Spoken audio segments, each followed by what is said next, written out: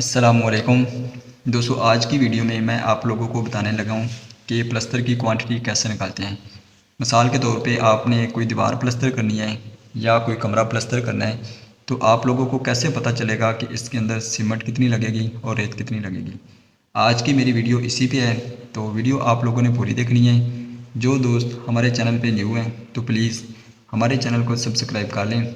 Video अच्छी लगे तो इसको लाइक और शेयर कर दें। इसके अलावा कमेंट बॉक्स में अपनी राय का इज़हार लाजमी करें। तो चलिए शुरू करते हैं अपनी वीडियो। तो जैसे कि आप लोग देख रहे हैं कि ये एक दीवार है हमारी। तो इस दीवार की हमारी लेंथ है 20 फीट और इस दीवार की जो ऊंचाई है वो 10 फीट। तो आज की जो दीवार है उसकी 20 फीट उसकी लंबाई है और 10 फीट उसकी ऊंचाई है। इसका आज हम एस्टिमेट करेंगे कि इसके अंदर हमारा मटेरियल कितना लगेगा। तो इसकी डिटेल मैंने पहले ही बना ली है। अगर अभी बनाना शुरू कर देता हूँ या आप लोगों के सामने करता हूँ तो वीडियो काफ़ी लंबी हो जानी है, इसलिए इसको पहले बना लिए ताकि आप लोगों का ज़्यादा टाइम ना लेना पड़े। तो जैसे कि आप देख सकते हैं कि how to calculate cement and sand in plaster, मतलब कि प्लस्तर के अंदर हमारा सीमेंट और रेत कितना लगेगा। तो जैसा कि देख सकते हैं कि ये हमारी लेंथ दीवार की 20 फीट लंबाई हमने ली है, ऊंचाई हमने इसके लिए 10 फीट। तो ये 20 और 10 जो है इसको हमने किया मल्टीप्लाई, मतलब कि एरिया ऑफ वॉल लेंथ ज़रब विड्थ, मतलब 20 ज़रब 10 200 स्क्वायर फीट आ गया हमारे पास इसका एरिया। तो एरिया तो आ गया हमारे पास। तो हमें इसके डायमेंशन 3 चाहिए होती हैं। तो अभी हमारे पास 2 डायमेंशन आई हैं। तीसरी जो इसकी दीवार की हमने डायमेंशन लेनी है वो हमने ये देखना है कि जो प्लस्तर हमने करना है उसकी थिकनेस कितनी है, प्लस्तर की मोटाई कितनी है। तो ये मुख्तलिफ होती है, ये होती है 9 mm से लेके तकरीबन 18 mm तक होती है। तो ये डिपेंड करती है दीवार पे। तो एक हम औसतन जो लेते हैं वो हम लेते हैं तकरीबन 4 सूत्र लेते हैं, आधा इंच हम इसकी मोटाई लेते हैं। तो ये देखिए ये है प्लास्टर थिकनेस हमने ली है, आधा इंच लिया हमने। इसको अगर मैं फुटों में कन्वर्ट करता हूँ तो ये आता है 0.04 फिट। ये मेरे पास तीसरी डायमेंशन भी आ गई। तो अब मेरे पास 3 डायमेंशन हो गई, 3 डायमेंशन हो गई। तो मैंने इसका मालूम करना है वॉल्यूम।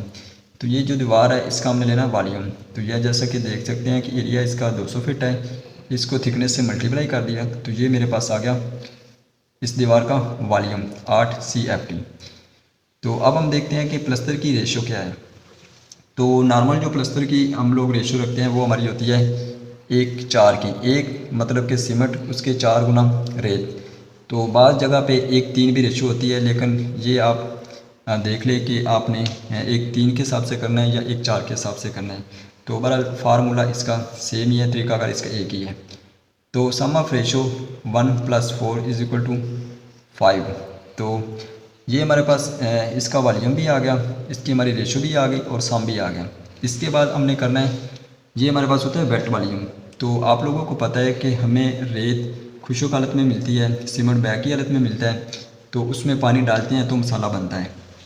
तो हमने इसको ड्राई वॉल्यूम में लेके जाना है। इसको ड्राई वॉल्यूम में हम करना है। ड्राई वॉल्यूम में करने के लिए हमने ये हमारे पास इसका जो वॉल्यूम है इसको हमने मल्टीप्लाई कर दिया 1.27 से।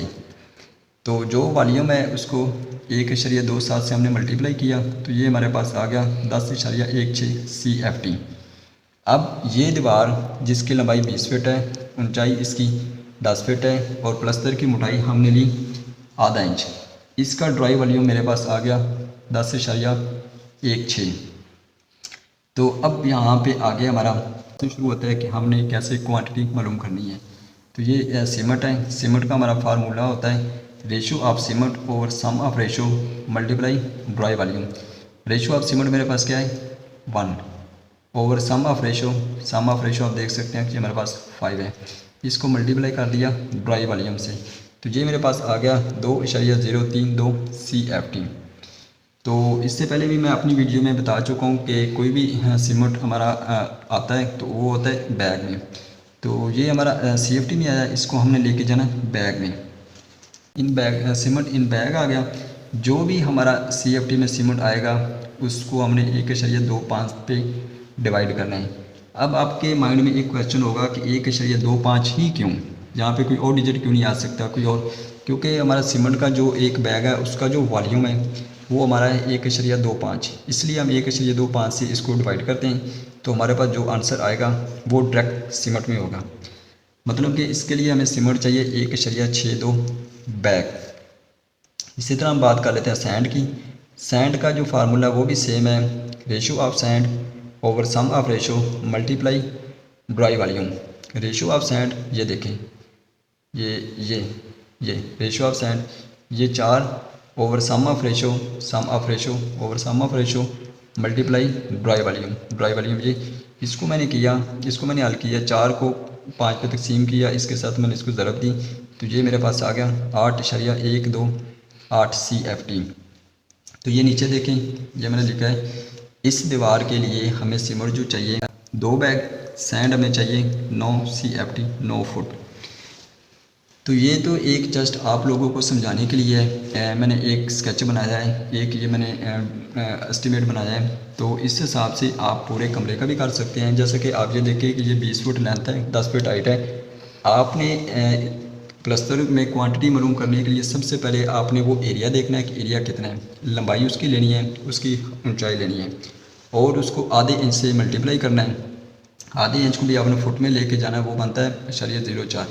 इनका वॉल्यूम आएगा, वॉल्यूम आने के बाद आपने इनकी रेशो देखनी है। रेशो प्लस्तर में हमारी 1:4 ही होती है, तो उसको अपने ड्राई वॉल्यूम में लेके जाना है। तो इस तरीके से आप ये पूरे कमरे का, पूरे घर का भी कर सकते हैं। तरीकाकार हमारा बिल्कुल यही है, इसके अलावा तरीकाकार हमारा नहीं है। तो इस हिसाब से आप कोई प्लस्तर का हिसाब कर सकते हैं।